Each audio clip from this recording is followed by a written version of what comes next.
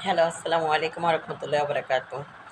আশা করি আপনারা সবাই ভালো আছেন। আমিও ভালো আছি। আজকে একটা ভিডিও ছাড়ছি আমি। আমার মনের অনেক কষ্ট থেকে ছাড়ছি। কিন্তু আমি মনে করি যে অনেকের মনেই এরকম কষ্ট আছে। হয়তো কেউ প্রকাশ করে, কেউ করে না। আমি কখনো করিনি। আজকে ১ম করলাম।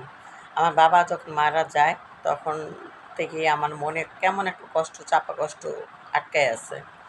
একটা মেয়ে যখন বাবার বাড়িতে জন্ম নেয়, বাবা-মা কত কষ্ট করে লালন-পালন করে অন্য একটা ছেলে হাত উঠায় দেয়।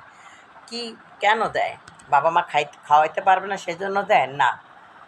এটা হাদিস অনুযায়ী আছে, বিয়ে দিতে হবে মেয়ে বড় হলে সেজন্যই বাবা-মা দেয়। আর সেই মেয়েটাকে আপনারা আইনে যদি অত্যাচার করেন, আইনে যদি সেই মেয়েটার উপর সব কিছু দায়ভার চাপিয়ে দেন, তাকে যদি মনে করেন যে সে আমার বউ না, সে আমার কাজের বুয়া, তাহলে আপনি ঠিক করতেছেন না।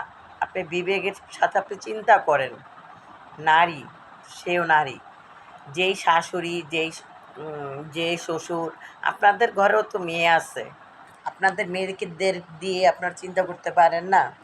করেন, একটু চিন্তা করেন। তাহলে দুনিয়াটা বুঝতে পারবেন যে সবাই আপন। তারাও যতটুকু কষ্ট করছে মেয়ের জন্য, মেয়েটার লাইলা-পাইলা আপনাদের কাছে দিয়ে দিছে। আপনারাও কিন্তু আপনাদের মেয়েদের বেলায় এরকমই করেন। কিন্তু আপনারা নিজের মেয়েদের কোনো দোষ দেখেন না। পরের মেয়ের দোষটা ধরেন। পরের মেয়ের দোষটা ধরার আগে নিজের দোষটা আগে দেখবেন। তাহলে দেখবেন যে পরের মেয়ে নিজের মেয়ে হয়ে গেছে। আল্লাহ